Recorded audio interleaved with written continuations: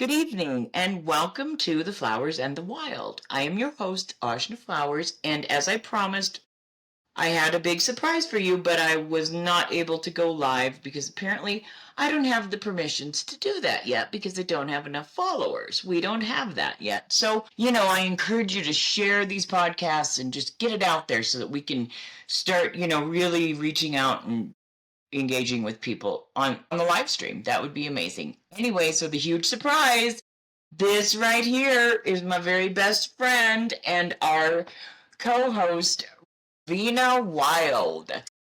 Thank you for having me. You are so welcome. I'm so happy that we finally were able to get you on here. Yeah, so I would just like to have you just, let them know a little bit about yourself. I am disabled, so I'm at home with most of the time. With your two beautiful cats. Yes, with my sweet fur babies. And I'm not sure. She has several. She's very intelligent. She's very schooled, very intelligent. Go ahead and tell them about your degrees and all that. Okay. I think that's very amazing. I received my undergrad at Evergreen in Olympia, Washington, and then I went on and received a master's in creative writing from Sierra Nevada University. And after that, because I am addicted to school and a little bit of a math kid, I went to Eastern Washington University and received my second master's in history. And she is an exceptional, gifted writer. You are very welcome. And she will be sharing, some of her very deep and just really raw writings, because that's where the healing starts, is when you get into the rawness of those deep feelings. So instead of really getting into a new subject or anything, we were going to just tell you a little bit about some of the things that we are going to offer you on the next episodes that we're going to be doing. One of the things that Rayena and I do every day is we pretty much just talk and, spend time on Facebook Messenger and voice chat. And halfway through our voice chats, one of us usually says, we should be recording this almost every day. Because, it's such an organic conversation between us that it's one of those things that you're like, hopefully we can recreate those same personal conversations we've had through Messenger for you, while we're here, and just we're really hopeful that we're able to give you information that you really can use, that is super helpful and practical as far as you on the spiritual journey. So what are some things that you feel like either you would be able to offer some insight, let's say number one, insight, and then something that you feel like perhaps you need a little more insight into? Well, one of the things that I'm looking forward to really delving into is the way that trauma and the trauma response within your body aids and also can make the awakening process a little bit more difficult. We've been talking a lot about that the last few days. Yes. There are so many ways that you can actually use, the trauma that you have endured in order to further your journey. Right, and become more self-aware, because our trauma, when we're triggered by something, we think we need to stay away from that thing. The trigger is our body system saying to us, this is something that is not okay inside here. And so when this thing happens, I do this to make you aware that this is affecting your life on a daily basis, and that you do not have to live in that place anymore. Right, exactly. And I know from my particular personal experience, one of the things that has made all of that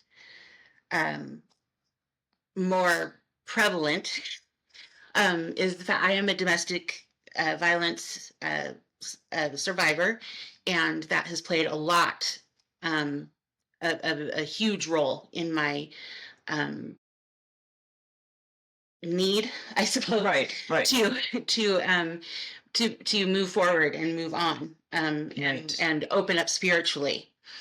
Right, because you probably have found that there are things that you react to that have nothing to do with the people Yes. that you're reacting that. Because you and I had a little thing that Right. is exactly what happened, was that you were reacting from a place of you felt misunderstood, Right. and I was reacting from a place of where I felt misunderstood, and both of us pretty much came to the conclusion at the right time. At the same time, we are projecting onto each other because we know each other's hearts. We're Right. soul sisters. Our souls Right. are connected. So how we were perceiving each other was a fallacy.